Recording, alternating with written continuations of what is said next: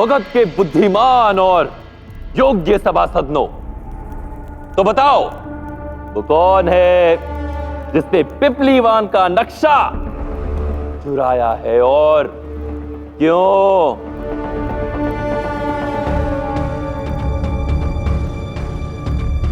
सम्राट, मुझे ज्ञात है कि आपकी दृष्टि में मेरा परामर्श कोई मूल्य नहीं रखता। इस बार मैंने सभी तथ्यों पर गहन चिंतन और मंथन करने के पश्चात ये जानकारी अर्जित की है कि यह कार्य आपके विश्वास पात्र का है, उस दास चंद्रगुप्त का। राधा पांडु के विचार से मैं सहमत हूं सम्राट। ज्येष्ठ पांडु, आप कुछ कह रहे थे। कहते रहिए, मैं सुन रहा। दास आपको भ्रमित कर रहा है सम्राट। मेरा तात्पर्य है कि वो आपके इतना निकट है कि आपके मंत्रीगण ना उसके कार्यों पर दृष्टि रख पा रहे हैं और ना ही आपको उचित परामर्श दे पा रहे हैं, और इसीलिए पग पग पर उसके दुस्साहस को अनदेखा किया जाता है। उसे दंड देने के स्थान पर उसे क्षमा के साथ साथ पदोन्नति दी जाती है। उसे आपकी दया की नहीं, दंड की आवश्यकता है, मृत्यु दंड की।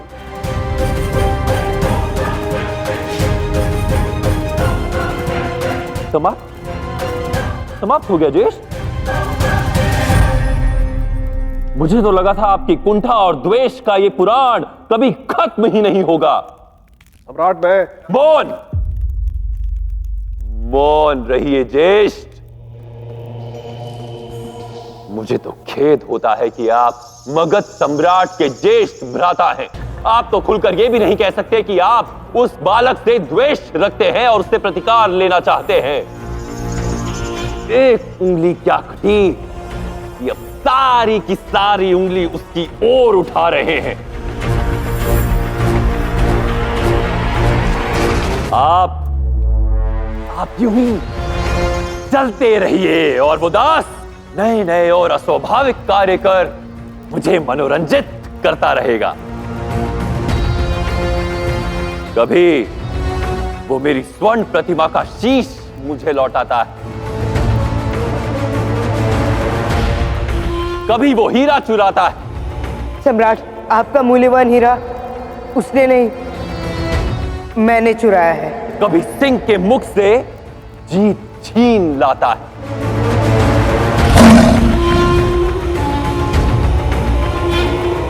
और कभी मेरे ही पुस्तकालय से पिपलीवान का मानचित्र चुराता है।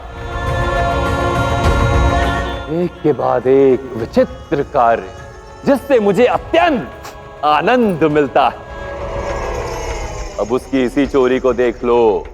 यदि उसने पिपलीवान का नक्शा चुराया है तो यह प्रश्न उठता है कि वो पिपलीवान क्यों जाना चाहता है, और क्या वो कार्य कर पाएगा जो आज तक कभी किसी ने नहीं किया।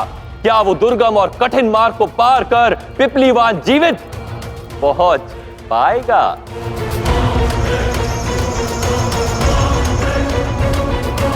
मामात्य, समझ गए ना? जी मामही, पूर्णता समझ गया।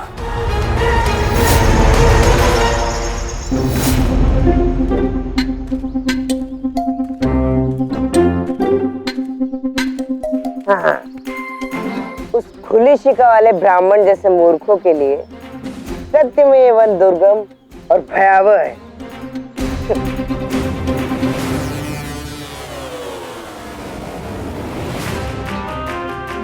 हे संकट के वन, यदि तुम स्वयं में किसी संकट को छिपाकर बैठे हो तो उसे सामने लाओ, अन्यथा महान विद्वान आचार्य चाणक्य को बुरा लग जाएगा। उनकी भविष्यवाणी अनुचित सिद्ध हुई।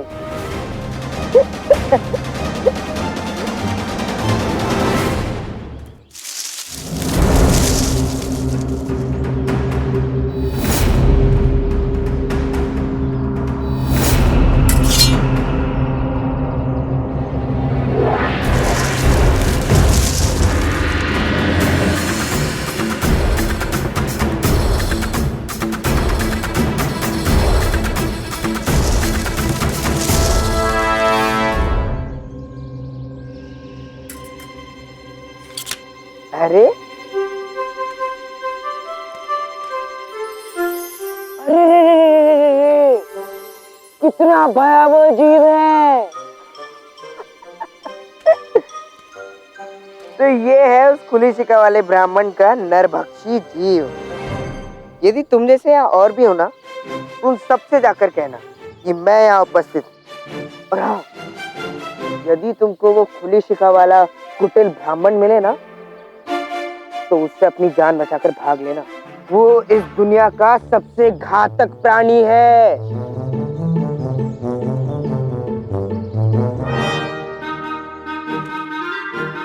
जाओ।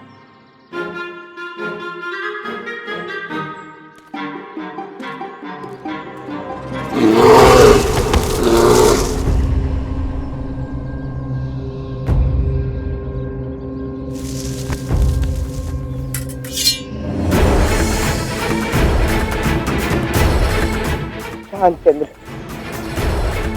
तुझे पिपलीवन और अपनी माँ के सत्य के विषय में जानना है, और उसके लिए तुझे जीवित रहना आवश्यक है। शांत।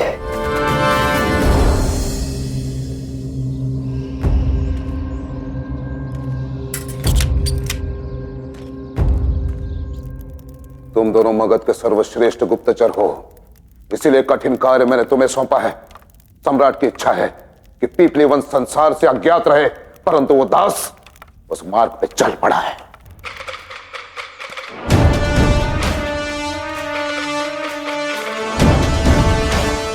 मैं आ रहा हूं पीपलीवन, अपने बीते कल के वो रहस्य जानने जो तुम अपनी वीरान गलियों में छिपाए बैठे हो।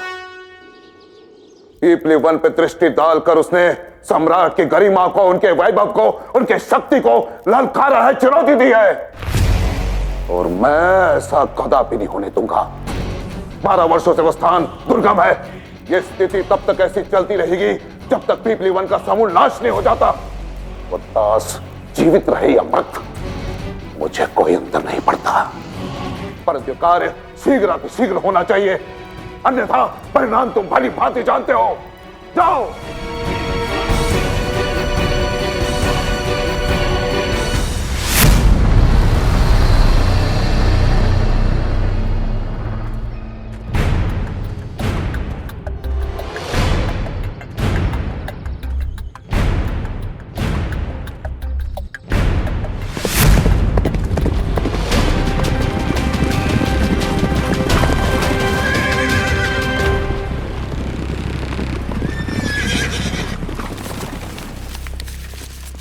अश्वध्वनि, वो भी इस मार्ग पर?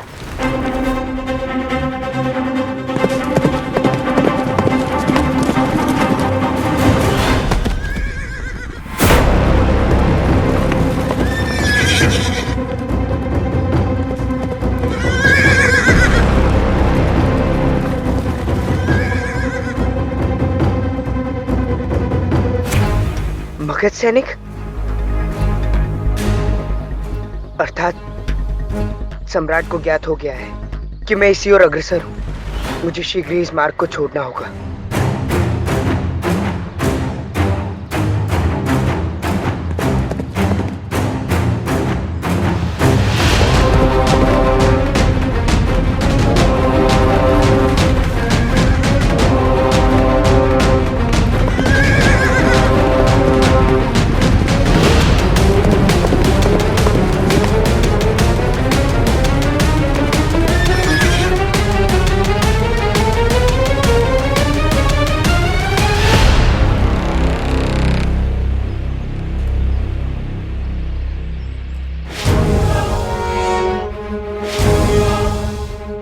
एक बात का विशेष ध्यान रखना, अपने लक्ष्य पर पहुंचने की शीघ्रता में छोटा मार्ग मत चुनना। वो मार्ग सुरक्षित नहीं, उस मार्ग में नरभक्षी जीव भी हो सकते हैं। क्या ये वही वन मार्ग है?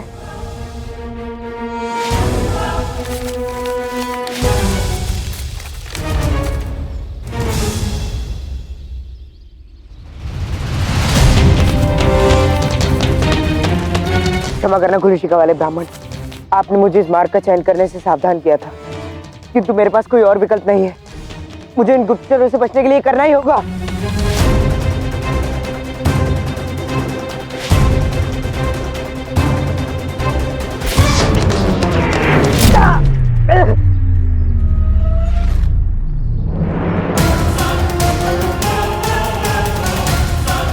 अब हमारी यहाँ कोई आवश्यकता नहीं है। इस दास ने इस मार्ग का चयन कर अपनी मृत्यु को स्वयं निश्चित किया है। चलो चलकर ये शुभ समाचार अमात्य को देते हैं कि ये दास अब कभी पिपली वन नहीं पहुंच पाएगा। चलो।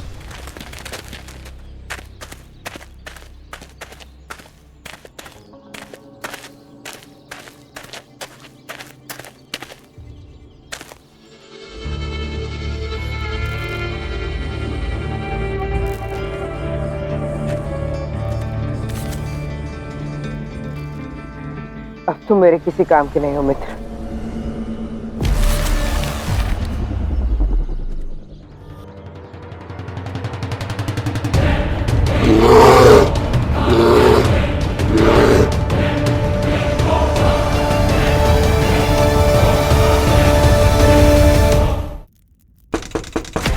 आचार्य,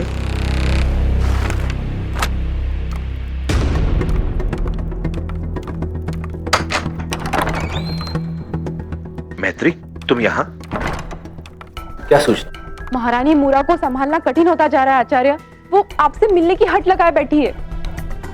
वो समझती क्यों नहीं, इस समय उससे मिलना संकट का कारण बन सकता है, विशेषकर तब जब अमात्य राक्षस ने मुझे पकड़ने के लिए कमर कस ली है।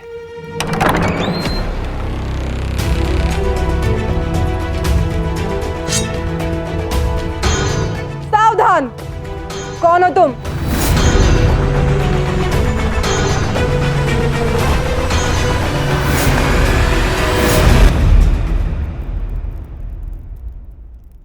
महारानी मूरा?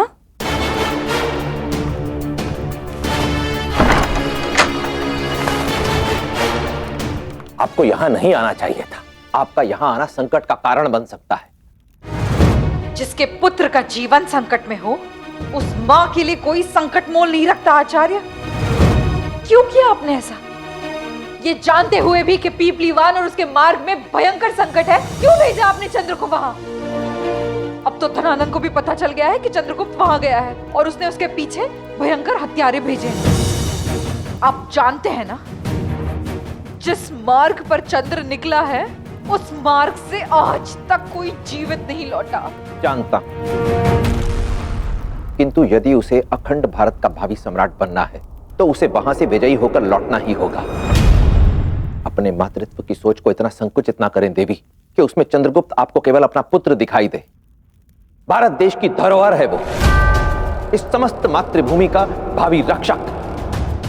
इसलिए एक बात भली भांति समझ लें, अखंड भारत का भावी सम्राट बनने की जिस महायात्रा पर चंद्रगुप्त निकल पड़ा है, उसमें उसके समक्ष और भी विषम परिस्थितियां और भी संकट आएंगे।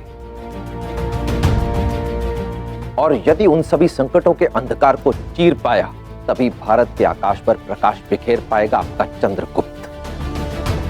चंद्रगुप्त को इस यात्रा में अन्य कई अवरोध, अन्य कई बाधाएं आएंगी, जिन्हें उसे स्वयं ही पार करना होगा, वो भी अकेले। अकेले? अर्थात आप इसमें उसकी कोई सहायता नहीं करेंगे? जिसे पग पग पर मेरी सहायता की आवश्यकता पड़े, अखंड भारत का भावी सम्राट बनना उसकी नियति में ही नहीं है। यह चंद्रगुप्त की अग्नि परीक्षा है देवी। इस मार्ग में उसके समक्ष कई कठिनाइयां, कई अवरोध आएंगे और प्रत्येक संकट का समाधान उसे स्वयं अपने सामर्थ्य से ही करना होगा। मैं इसमें उसकी कोई सहायता नहीं करूंगा और ना ही आपको करने दूंगा।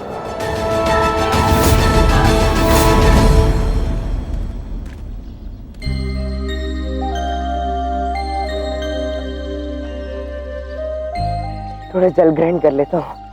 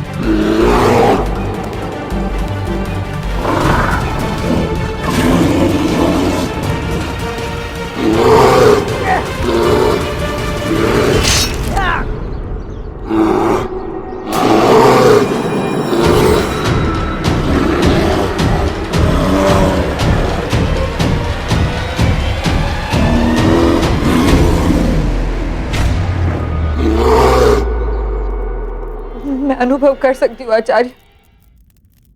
मेरे चंद्र के प्राण संकट में है।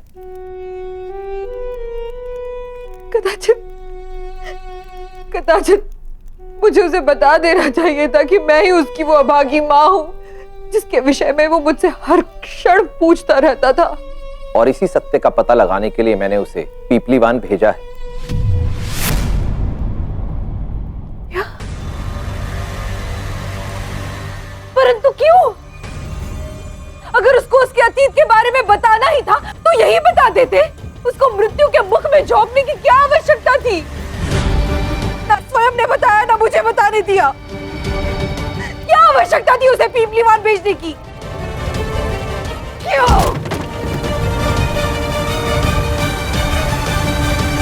क्योंकि मैं उसे केवल उसकी मां की ही नहीं, उसकी मातृभूमि की पीड़ा से भी अवगत कराना चाहता था। आज चंद्रगुप्त जहां जा रहा है, वहां का पत्ता पत्ता, तिनका तिनका उसे धनानंद की क्रूरता की गाथाएं सुनाएगा। आज उसका साक्षात्कार होगा, एक कटु किंतु पूर्ण सत्य से, जहां उसे यह ज्ञात होगा कि धनानंद ने न केवल उसकी मां पर प्रहार किया, अपितु उसके संपूर्ण साम्राज्य के अस्तित्व पर प्रहार किया। वहां का विध्वंस उसे उसकी मां और मातृभूमि की पीड़ा के विषय में बताएगा। तब चंद्रगुप्त को आभास होगा कि यदि उसने अब भी धनानंद जैसे नृशंस और क्रूर अत्याचारी शासक के शासन का अंत करने का बीड़ा नहीं उठाया, तो भविष्य में और कई पीपलीवान नष्ट होंगे, और कई मुराएं दासी बनाई जाएंगी, और कई चंद्रगुप्तों को लुप्तकों के हाथ दास बनाकर बेचा जाएगा।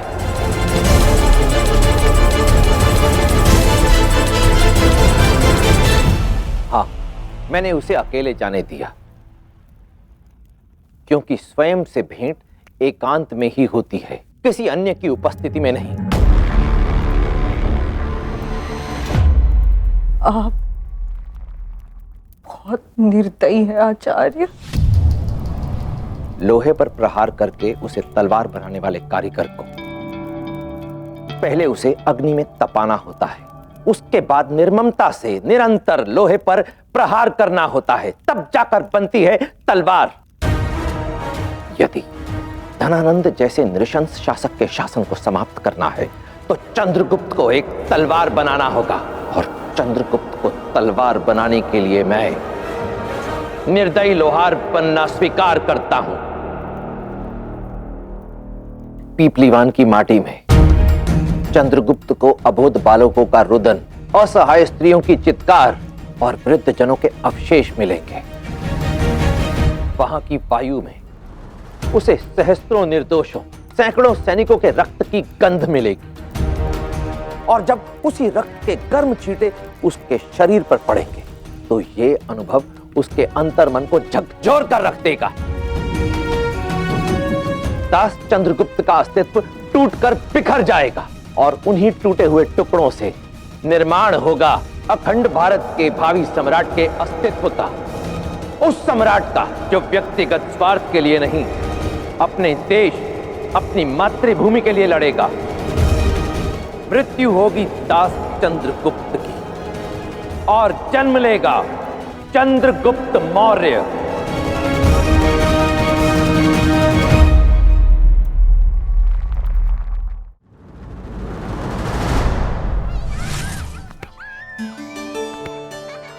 ये सत्य है कि जीवन में मित्रों का साथ आनंद बढ़ाता है, परंतु इनसे यही निकटता आपको असावधान भी कर सकती है। मित्र आपके गुणों की प्रशंसा करते हैं, आपका अभिमान बढ़ाते हैं, और आप धीरे धीरे सत्य से दूर हो जाते हैं, जबकि शत्रु आपके अवगुणों की निंदा करेगा, आपको विवश करेगा स्वयं पर कार्य करने के लिए, सावधान और सतर्क रखेगा। इससे आपके विरुद्ध रचे जा रहे किसी भी षड्यंत्र की सूचना आपको सर्वप्रथम मिलेगी। मित्रता जीवन है, परंतु यदि उस जीवन को बनाए रखना चाहते हो, तो मित्रों से अधिक शत्रुओं को अपने अधिक निकट रखो। नीतियां मेरी, नियति आपकी। आज एक क्षत्राणी आपके सामने हाथ जोड़कर याचना नहीं, सर उठाकर वचन मांगने आई है कि आप मेरे चंद्र की रक्षा अवश्य करेंगे।